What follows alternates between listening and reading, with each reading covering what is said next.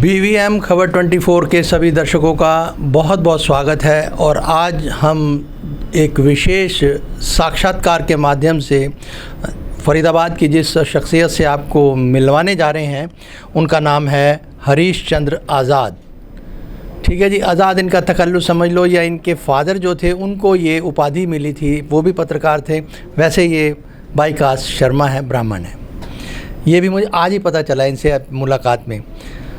ये बेटी बचाओ बेटी पढ़ाओ इनका एक अभियान है जो आज एक संस्था की जो सूरत ले चुका है। 2004 में इन्होंने संस्था को स्थापित किया था। आज राष्ट्रीय स्तर पर ये रजिस्टर्ड है सर। यस, रजिस्टर्ड है। ठीक है जी।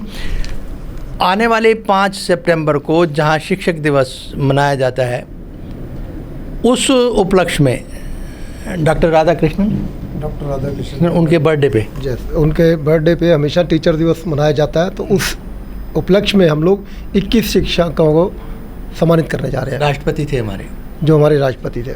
ठीक है सर। तो 5 सितंबर को जो एक कार्यक्रम ये जो बेटी बचाओ बेटी पढ़ाओ अभियान है, ठीक है जी, उसके अंदर एक इनका शीर्षक है लाडली, हमारा लाडली द्रोणाचार्य अवार्ड। अच्छा, लाडली द्रोणाचार्य अवार्ड। अच्छा, लाडली द्रोणाचार्य अवार्ड है जो इन्होंने रखा है इनके संस्था ने। वो 5 सितंबर को जीवा स्कूल 21B में जीवा स्कूल है, उस स्कूल में आयोजित कार्यक्रम में ये लोग 21 अध्यापिकाओं को एक ये सम्मानित करेंगे। साथ में आपने 2 बच्ची और भी है जिन्होंने गोल्ड मेडल जीते हैं किक बॉक्सिंग में, उनका ये इस बारे में आप थोड़ी अब जानकारी साझा कीजिए। मैं पहले तो आपको बेटी बचाओ अभियान के लिए बताता हूँ। जी जी।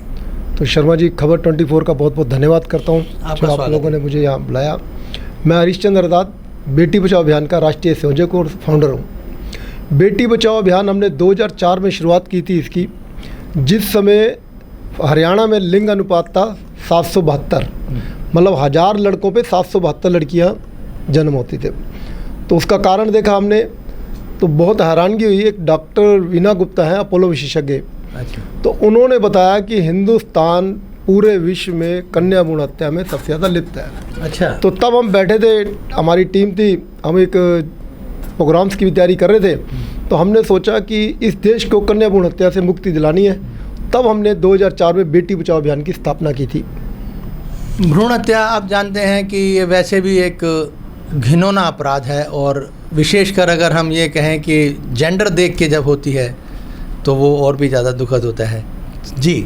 तो मैं आपको बताऊंगा सर, जब हमने इसकी शुरुआत करी तो लोग हंसते थे कि हिंदुस्तान जिस देश में बेटियों को कन्या के रूप में पूजा जाता है, जिस देश में धरती को माता बोलते हैं, तुलसी को माता बोलते हैं, गाय को माता बोलते हैं, और तो और उस देश को माता के नाम से पुकारते हैं। ठीक है ना।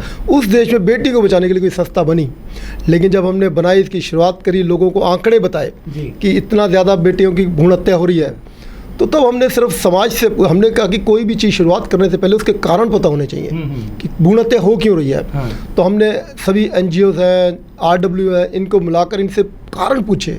तो 3 अहम कारण सामने आए। पहला कारण था, लोगों ने कहा बेटे बगैर वंश नहीं चलता। ठीक है जी। दूसरा कारण लोगों ने बताया दहेज प्रथा, और तीसरा कारण बताया बेटियाँ सुरक्षित नहीं है।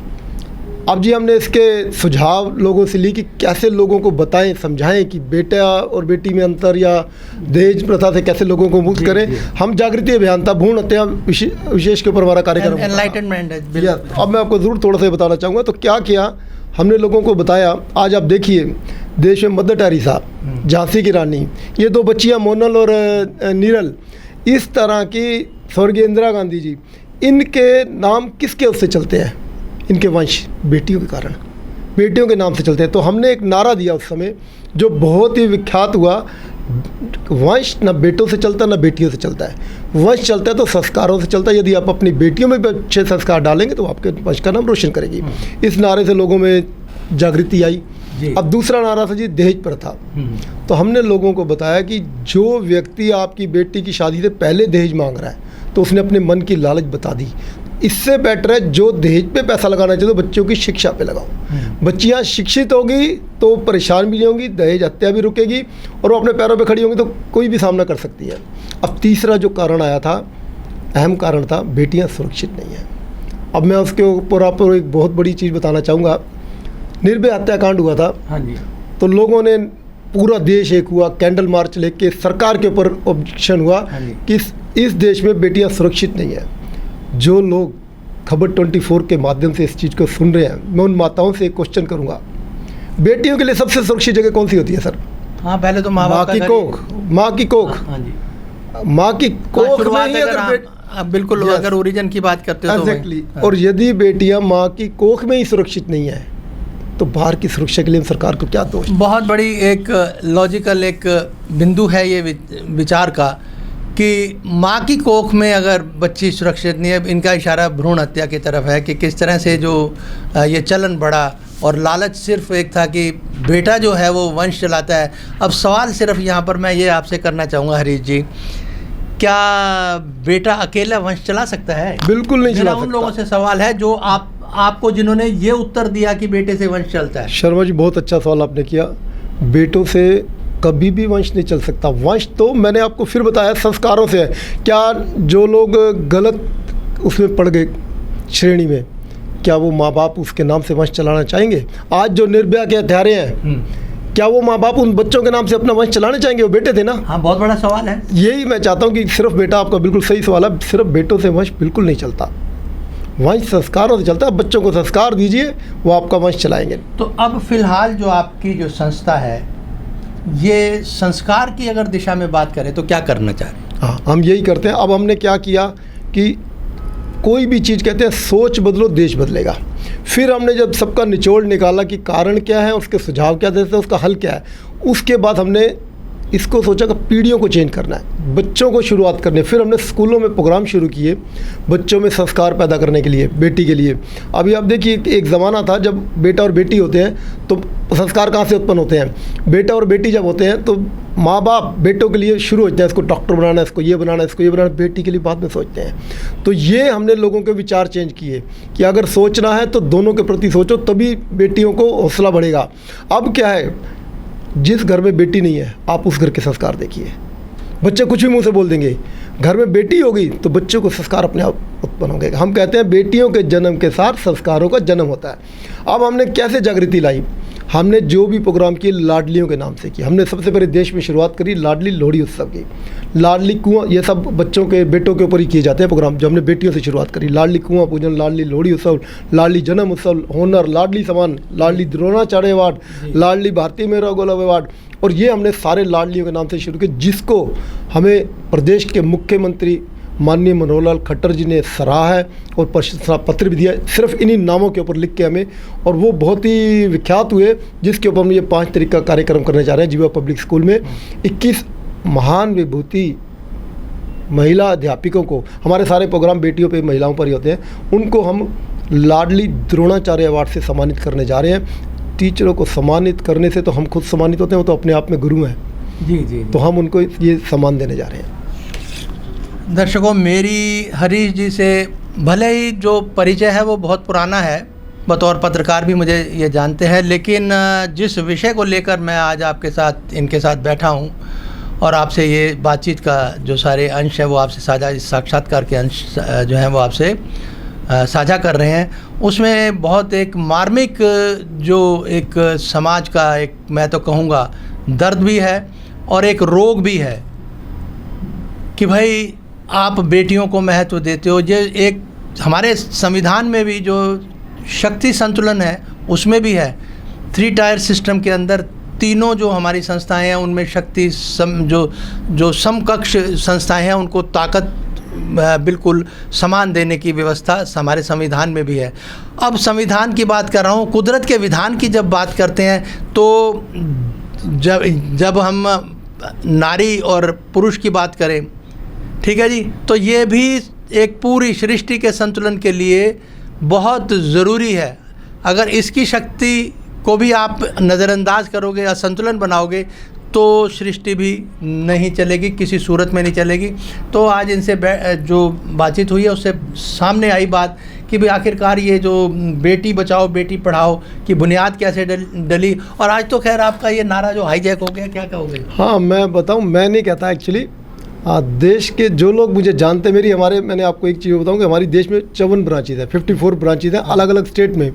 हमने झारखंड में जमशेदपुर में वहाँ के सीएम के अनुग्रह पर हमारी पूरी टीम यहाँ से गई, उन्होंने हमें 10 दिन बहुत अच्छा मतलब आना जाना सब उन्होंने खर्चा वहन किया ताकि वहाँ हम इसकी बेटी बचाओ अभियान की शुरुआत करें। सुरेन हाँ जी, नहीं सुरेन जी नहीं, जो अब जो सीएम है, जो अब सीएम है नाम बुलाओ, तो मैं उन्होंने हमें बुलाया, उनका एक्चुअली भांजा है विजय कुमार जो आजकल प्रदेश अध्यक्ष है भाजपा का वहाँ पर, ठीक है, उन्होंने हमें वहाँ बुलवाया था, तो हमने ये प्रोग्राम वहाँ पर भी किया था। तो हमारी 54 ब्रांचेज हैं देश में, और हम ये जहाँ जहाँ हमारी ब्रांचेज हैं, आप ये देखिए चमत्कारिक बात कि उन्हीं डिस्ट्रिक्ट में लिंग अनुपात बढ़ा है। तो लोगों ने ये कहना शुरू कर, जब 2015 में 22 जनवरी को शुरुआत करती हमारे माननीय प्रधानमंत्री नरेंद्र मोदी जी ने, तो लोगों ने ये कहना शुरू कर दिया था कि भाजपा ने हमारा ये नारा लिया है, हमसे अडॉप्ट किया है। ये तो गर्व की बात है हमारे लिए, ये तो गर्व की बात है कि अगर देश की सरकार ने जो चीज़ हमने 2004 में शुरू करी थी, अगर 2015 में 11 साल बाद कोई सरकार इस नारे को लेती है,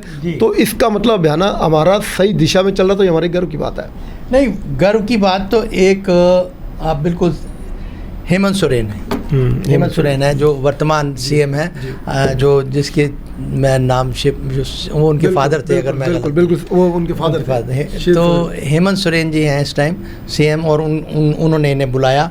बात हो रही है एक उद्देश्य की, आदमी संस्थागत काम करता है, संस्था में रह के काम करता है, पद भी ले लेता है, सारी बातें ठीक है, लेकिन संस्था का उद्देश्य क्या है? तो इस उद्देश्य को बेटी बचाओ बेटी पढ़ाओ की आज डेप्थ जो हमें पता चली, और ना सिर्फ डेप्थ पता चली कि शुरुआत भी हुई, इसका जो ओरिजिन है वो कहाँ से है। वो मज़े की बात है कि वो ओरिजिन भी फरीदाबाद से है। बिल्कुल फरीदाबाद से है सर। तो ये तो गर्व होना चाहिए फरीदाबाद वासियों को कि बेटी बचाओ बेटी पढ़ाओ जैसा एक प्रसिद्ध स्लोगन, नारा कह लो या जो भी कह लो, वो आज दुनिया भर में गूंज रहा है। अगर मैं तो दुनिया भर में भी गूंज रहा है सर। हमने 2015 में अगस्त के माह में, बरसातों के मौसम में हम लगाते हैं, तो हमने पूरे देश में 1 लाख पौधे लगाए थे बेटियों के नाम पर, बेटियों के हाथ से। फरीदाबाद शहर में भी हमारे 12,000 पौधे लगे थे। इससे और बड़ी बात बताने चाह रहा हूँ, पौधे लगाना आसान काम है, उनको पालना बच्चों की तरह पालना। हम हर वर्ष कितने लगाए? 1 लाख पौधे पूरे देश में, पूरे देश हमारी जो अलग अलग ब्रांचेज हैं। तो मैं एग्जैक्ट मेरे पास फिगर नहीं होगी कि हमने उसमें से मतलब करीब 30-35% पौधे जो हैं वो आज वृक्ष का रूप धारण कर चुके हैं। उनका हम जन्मदिन मनाते हैं, वृक्षों का जन्मदिन मनाते हैं हर साल, ताकि वो फलता अब पर्यावरण की बात पर थोड़ा सा दिशा बदलते आए, पर्यावरण पर आए, तो हमें जो वनस्पति है जो हमारी, ये पर्यावरण को सुरक्षित और स्वस्थ रखने के लिए बहुत ही एक अहम भूमिका निभाती है। तो उसके लिए भी ये कह रहे हैं कि 1 लाख में से 30% का मतलब है 35 हज़ार पौधे अगर ज़िंदा रहते हैं तो बहुत बड़ी बात है। ठीक है जी।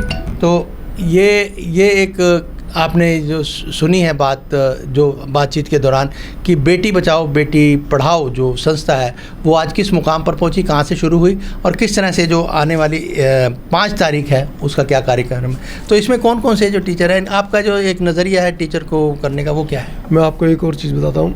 देखो, टीचरों को हम जज नहीं कर सकते टीचर कौन अच्छी है। टीचर तो वैसे सभी अच्छी है। टीचर हमारे देश में गुरु का रूप है, और गुरु को हमारी संस्कृति में, हिंदू संस्कृति में भगवान का रूप दिया गया, भगवान से बड़ा रूप दिया गया है। तो हम प्रिंसिपल्स को बोलते हैं कि आप डिसाइड कीजिए, हम इतनी टीचर्स को सम्मानित करेंगे जो आपके हिसाब से बेस्ट है, और क्राइटेरिया हम ये निकालते हैं कि उनके स्टूडेंट्स कितने % मार्क्स ज़्यादा ला रहे हैं। एक तो ये है। दूसरा, जैसे हम बेटियों के ऊपर बात करते हैं तो हम एक क्राइटेरिया ज़रूर लगाते हैं कि ये लोग साथ में बेटी के ऊपर, संस्कारों के ऊपर भी कुछ ज़रूर बच्चों को बताएं। और मैं आपको एक और चीज़ बताऊंगा, ये सिर्फ शिक्षक दिवस से नहीं करते हम, ये तो एक स्कूल है। हम प्रति माह 1 साल में 2-2 स्कूल भी होते हैं, सभी स्कूलों में अध्यापिकाओं को लाडली तोरणा अवार्ड से सम्मानित करते हैं हम। बहुत बहुत आपका शुक्रिया, आपने बहुत जानकारी साझा करी, बहुत महत्वपूर्ण और उपयोगी जानकारी जो समाज के लिए। और वो लोग, मैं अपने समेत बात कर रहा हूँ कि मुझे भी नहीं पता था कि बेटी बचाओ बेटी पढ़ाओ, हर ट्रक, हर जगह, हर गाड़ी के पीछे, बसों पे लिखे, सब जगह लिखा होता है बेटी बचाओ बेटी पढ़ाओ। आखिरकार ये बुनियाद आज हमें पता चली कि बुनियाद डली है फरीदाबाद से, और बुनियाद रखने वाले भी हमारे साथ ही बैठे हैं। तो ये एक बहुत बड़ी गर्व की बात है। तो आज की बातचीत में फ़िलहाल इतना ही।